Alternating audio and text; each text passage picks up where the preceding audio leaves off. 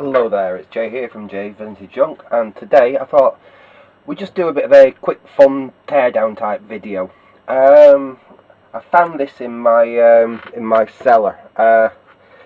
Basically what it is, it's parts, it's not a complete unit or anything. What this is it's the docking station from some old belt pack units that we're using in outside a broadcast. I can't speak tonight for some reason. Using an outside broadcast situation, and I mean, this is decades old. It's probably from the 1980s. I believe it belonged originally to Granada TV. I know we got a load of gear years ago from them for a charity project I was involved in with work, and there was a lot of stuff that was just junk, and I think it possibly came from there. Like I said, originally it would have had belt packs that fit in here, and it charged them, and I think you could receive from the other belt pack onto these belt packs, and then when one was dead you could swap them over and swap one from TX to RX or something like that basically. And like I said, I don't have any of the belt packs or anything. I just have this docking station, this base station. And what I was looking at it for was whether this would make a better case for my little ZX81 project. As I've shown before, I was planning on building it into this case that I've got here. Which, yeah, I might still do that. Yeah, I don't really know. It's just I saw this in the cellar and I got it out, and I thought it's just got a really cool, like, militarized look to it. And I thought with the little screen there and the little keyboard in front of it, it could look even cooler than that one. I might still even do something with that one if I don't use this one. I'm not sure yet. Like I said, I saw it and I thought, I need to do something with that. It's sat in the cellar for donkey's years, I think. Because I can't even quite really know where I got it from. I'm presuming it came from one of them lots that we got. So what I thought I'd do in this video is, I've never even looked at this thing, is we'd tear it apart. We'll see what salvageable bits we can get out of it, and have a look, see how viable this case is possibly going to be for the ZX81 project. It's actually filthy dirty. It's full of crud from the cellar, but let's get a screwdriver, we'll get the front off, and we'll see what goodies are inside here, because I'm sure there'll be some, well, there's a nice switch there. There's going to be some good salvageable parts in here, if nothing else. We'll see what there's some RF goodies in the back as well, which might look we might take a look at. Cause I love looking at bits of old RF gear. So let's see if we can get inside this thing, and we will save the screws. Make sure we don't lose any of the screws. So if we do want to use this case, we can. I have made a new front for the other case, and it's come out quite nice. I'm quite pleased with it. I won't show it yet, like I said, until I decide which case I am going to actually use for this project. I think the first thing is going to just be get the board in the case, working with its keyboard and everything, and then start the rest of the fun expansions I've got planned for it. But right, let's see if that'll work. There we go. I love these things because they're so fantastically over-engineered. I mean, these were made in very small quantities, like it's bespoke production. And just look at that, how it just slides out like that. It is really, really nicely engineered, and that's another reason why I thought this case could be quite cool for the old ZD project. Anyway, let's disconnect this lot. And what we've, let's disconnect that. Oh, we've got loads of really useful connectors here. I mean, everything like this is going to be handy for the ZD project. Interconnects and stuff like that, these Molex type connectors. And well, basically what we've got is very, very simple, this thing, by the look of it. You've got audio level, you've got a battery level indicator, and you've got RF A and B, because you have basically split aerials on these radio mic systems, and that'll show with diversity. That's what it's called, diversity aerials. It's that long since I've done anything like that, I'm forgetting all the terms, but I know it's diversity. When you have the two aerials like that, and one will be stronger than the other depending on where the person is in between the two, where the two aerials are pointing. So yeah, let's ditch that off for now, and let's see all about the rest of the case. Like I say, it does look in rather nice. Oh, that's the other thing I thought. Well, what did make this rather cool for the project, like the other one, it does actually have some little standout legs, so it can stand off the table like that. It also has them at the back as well. Let's see if we can get these to rotate out. Not sure we can get. There we go. Is that it? They are just meant to be able to pull them out, I think. But the back ones mightn't work very well. I don't know. Oh, there we go.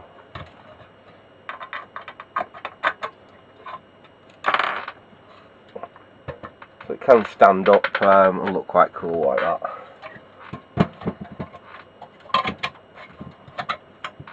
Right, let's see what else we've got in here. Not very much, I don't think, but also I'll have to change screwdrivers. Let's see if we can get this out. They are die-cast metal designs on this one as well, which is obviously shows the quality. You know, there was no expense spared when they made a kit like this, and it probably did last quite a number of years in service. Let's pull the bottom off here. Yeah, I'm pretty sure this did come from Granada, because it says on the top ST2, sound 2, is that, or stereo 2? Sound, and it says G.T.V, then rack 2. So yeah, I think it probably did come from Granada Television, which would make sense, like I said, with what I used to do and places I used to frequent with work. Right, let's see if this will come out. This looks like it's not going to be as cooperative as the other piece. Let's try taking this bit off the bottom. So it's super engineering on this case. I bet this case would have cost a fortune when new. So it could be quite good if we can consider reuse it for another nice interesting project. Let's take that off there. There we go, that's that bit out. And basically all we've got there is a set of battery holders. It's a pity I haven't got the top for that one, but I may keep that one. I think they're for D cells, aren't they? Is it 3 by the look of it? One. Yeah, so it's like 4.5 volts each, so you'd have had 9 volts there. It's a pity that top cover there is missing. But I'll certainly keep that top one and put that in my stash of useful bits. It'd be handy if I need quite a decent current, low voltage supply for something. Again, we've got a little fuse holder there. We've got another of them nice switches there. That'll be coming off there. But decent diode there, if you look. That's a proper beefy. That's getting on a bit. What's that? Is that a BZY 93CT, I think. That's quite a beefy and high current diode there, so that'll come in handy for something. Stick that to one side. So yeah, that's looking quite cool for the project actually. Let's put them legs down and let's possibly get the little screen and see how that's going to look. Let's get these out like that. So this is the screen that hopefully we're going to get using. I am working on something to get this working. I found a circuit online. I think I've got it here. Yeah. Basically what it is ZX81 video inverter. I've not tried it yet, I've not tried building it up yet, but I'm just hoping that might allow me to use this on that. With it being black, it's basically inverted, so we have a black background with white text on it. Like I said, it should be fine for what I want to do. I don't know whether it's going to work or not. It was just an idea, and it's a simple circuit to build up, and I've got all the bits in stock, so I'll have a bash at that at some point this week, hopefully. But let's have a look here. Oh, that's going to look rather good, isn't it? That's going to look very nice. Yeah, I think I could possibly get away with that. I don't think I'd be able to fit in what I was planning to do for the save feature, but we can always come up with something else to load and save on this thing. I really don't know how I'm going to tackle that yet, but I think this is going to look really, really cool actually. That screen looks excellent in there. So yeah, I'm quite pleased with that. That does look, it does look sort of like military and mysterious and very 1980s, which is the kind of the look that I'm trying to go for. Let's see, have a quick look at this before we finish this. Like I said, this is just a bit of a nonsense video. Just have a look at some of this junk. We've definitely got a nice switch there that we can salvage, and all these XLRs. I've got hundreds of these though, literally hundreds of these kicking about. So I'll probably still salvage these because I think they're a decent make. Yeah, the new trick. They're top brand. So I'll drill the rivets out of them and I'll salvage them. And they'll be alright if I'm fixing a mixing desk or a DI box or something for someone. And that is a aerial distribution amplifier. That's quite cool actually. So basically it takes all the twin outputs, twin aerial connections basically from the belt packs. Like I said, because you've got A and B.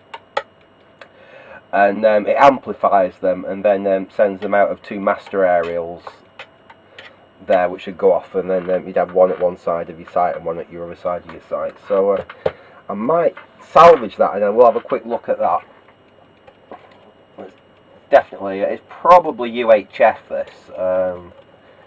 My RF theory is very, very, very rusty. Like I said, it's quite a few years now since I worked in that field. When I say worked in that field, it was basically, I used to be an AV tech, so I used to go out and set this equipment up on site, do all sorts of stuff like that.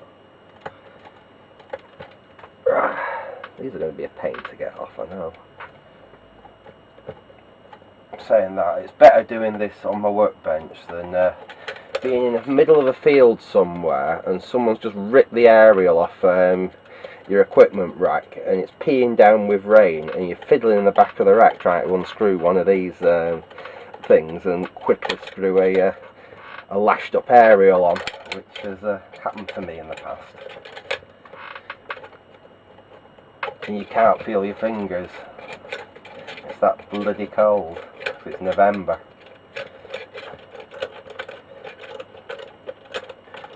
Somehow I don't really miss them days. It was alright when I was younger, but as you get older, it just gets more and more miserable. So we can get this undone. That's overkill. That's serious overkill. Trying them on that, but that's done.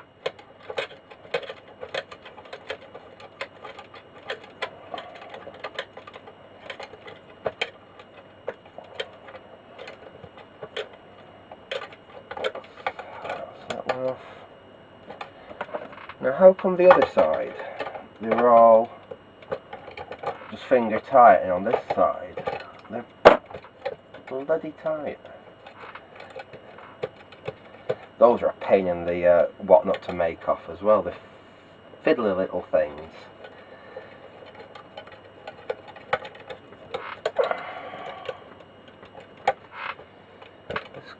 I need to find out what frequency this thing's designed to run on. This could be actually quite a nice little unit.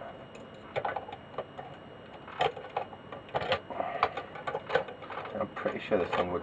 It could have been either VHF or UHF, but probably UHF. We did still have some VHF stuff in use, I think. Got some really old I'll do a video on them one day. I've got some really old radio mics, BBC built radio mics from the 1960s, where they actually built in their own workshops. They didn't use BBC didn't used to buy stuff from other people. They needed a piece of equipment, generally speaking. They used to make it, and like I said, I've got some radio mics that they made them. Here we go. That's interesting. We've got BDA repaired 3rd of the 9th 2000. And that's actually pop riveted onto the back there. Let's see if we can get that off.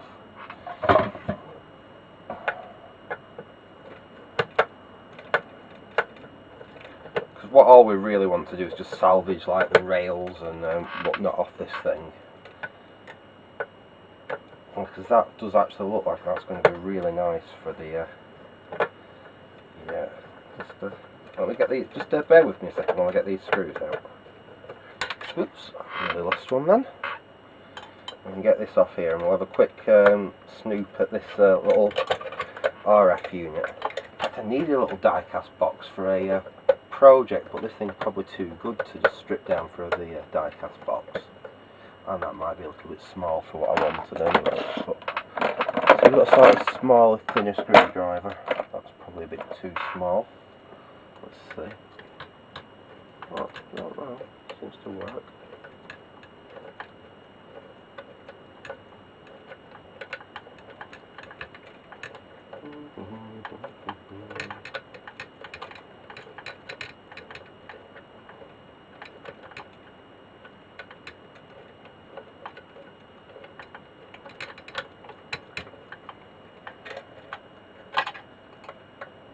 This piece of metal off the back will have to go back on because it's part of the main frame that holds all this thing together. But yeah, I mean, if we can get rid of all this guff here, then I think we've got something that's probably actually quite viable. We'll have to make a new back plate for it, I think, to hold it all together. That is quite a nice little unit. Let's get the cover off that and have a quick sneak inside it, see what it's got in there. There might be some nice juicy RF transistors in here because they're interesting to look at. They're usually ceramic things like flat packed onto the board. Let's have a look.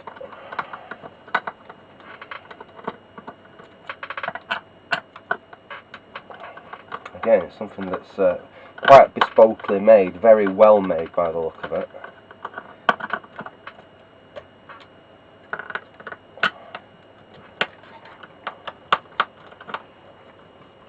Designed obviously to take a lot of inputs to outputs.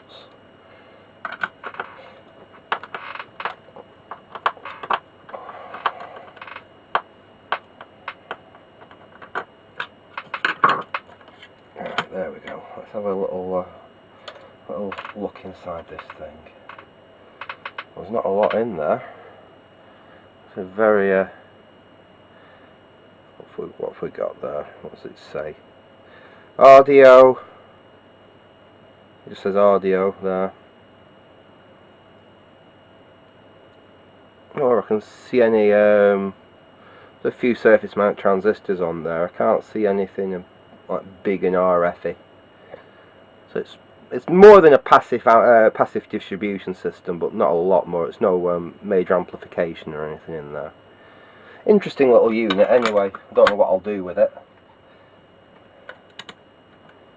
I do have a few old radio mic systems knocking around in the cellar, which I'm tempted to see if I can make a couple of complete systems up and get rid of them to someone. So could possibly come in handy for if I build a rack up with some of that old equipment that I've got. So I really can't be bothered with the AV side anymore. It doesn't interest me. Like I said, I was in that game for a very long period, and it was fun. I did a lot of very fun things, both in theatre and in event management and stuff like that. But like I said, that was a long time ago now, really. My interests have moved on somewhat. My body can't take some of the physical abuse that I used to take doing them jobs. Right, let's have another last look at this. Some interesting bits and bats on here. We've even got the potential of part of a screen. I don't know. I'll probably make a new front like I did with the other one. Is there anything else really we want to look at on here? Not really. I'll probably just salvage these rails, because we'll need them. We'll look inside here. We've got runners. But I think I can probably make something that's quite cool, so the whole of the ZX chassis kind of like slides out of the case to access the insides of it. Let's take this last bit off here. This way you can never stop when you start fiddling about with something like this. Let's whip this last piece off here.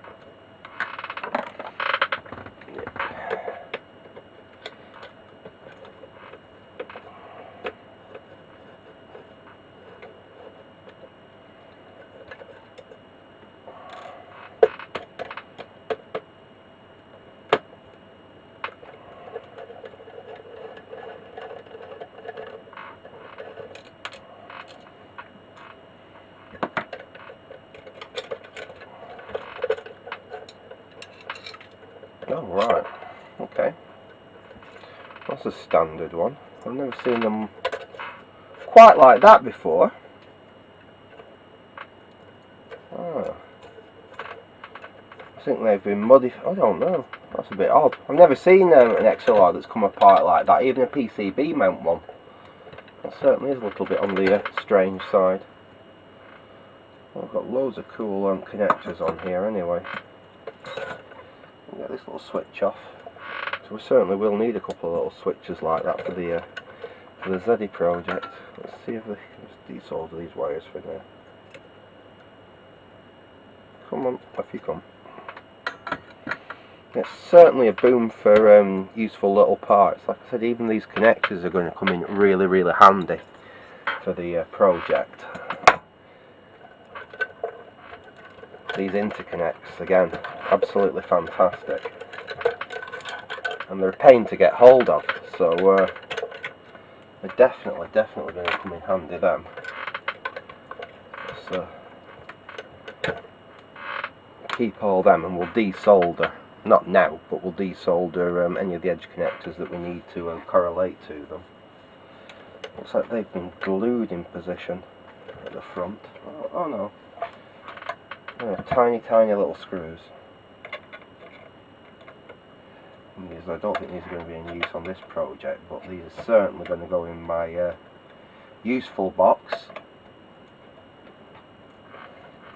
Have a quick look here.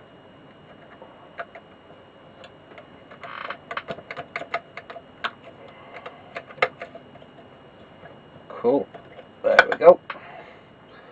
Some rather nice little bar graphs there, and I think by the way they're done like that, they're actually in pin headers, so they should pull out as complete little units. I'll probably use them for a little stereo VU project or something, or even on their own little, that's just a nice little board to have to do for a project, so that'll certainly go in my useful little boards box.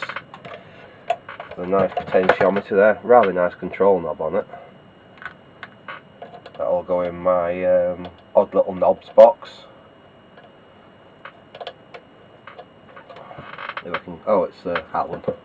I'll have to find something suitable to undo that with. Let's see what we've got down here. Right at the bottom of the box.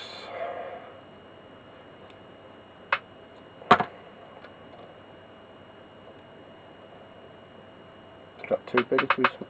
Oh right, it's a little bit bigger than that. Try the next size up, that should be it. I suppose it's an odd size and oh no, that's it. So yeah, another nice little knob.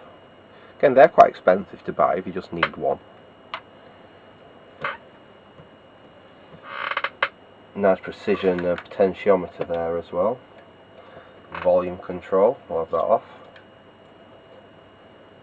And that will of no use to this project. The computer hasn't got sound, well at least not at the moment, and it's not in my first off plans, but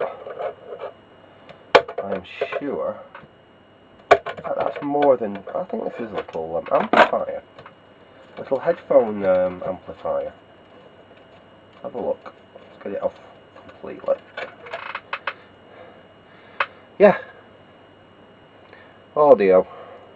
So we've got a little, it'll only be mono. We've got a little mono headphone amplifier there. So that'll be quite handy for a project, I think.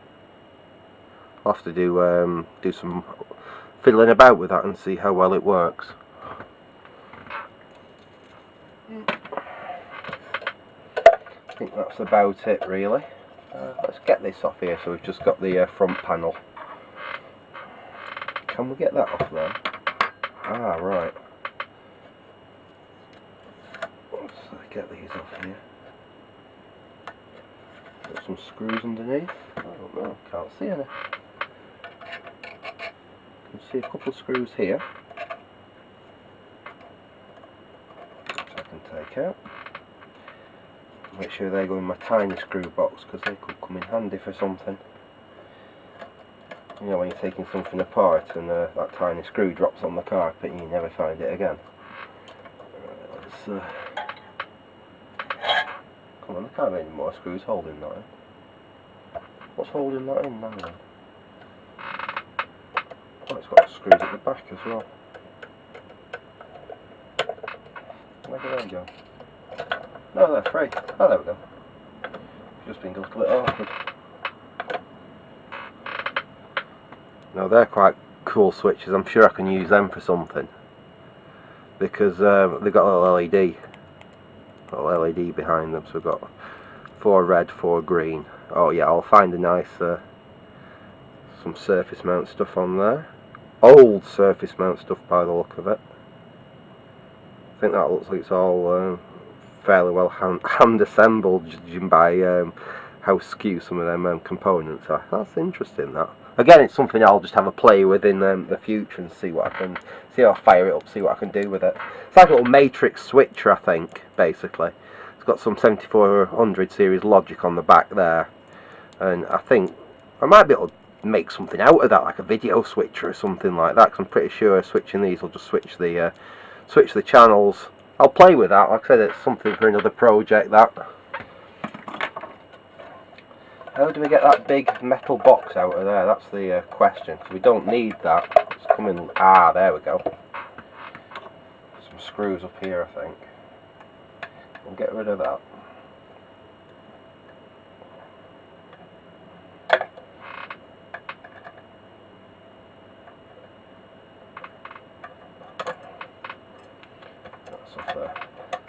Loads of nice bits of sheet aluminium here as well, which could come in for all sorts of other projects.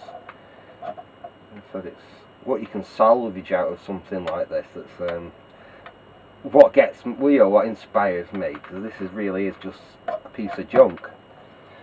But there's all these useful bits you can, and that's of no use as it is. But look at these nice pieces of black aluminium. For front plates, for switch plates, for whatever you need. So I mean, I'll break that down. Let's see if we can take the back off. I don't really know how long I'm going to make this video. I don't know how how much people actually like watching someone just randomly take a piece of crap apart and see what bits they can salvage out of it. There's loads of very useful connectors. It's like quite obscure stuff, possibly not for computing projects, but for other projects. There's some early surface mount stuff on this board. Some chips that I think I'll probably look up and see what they do.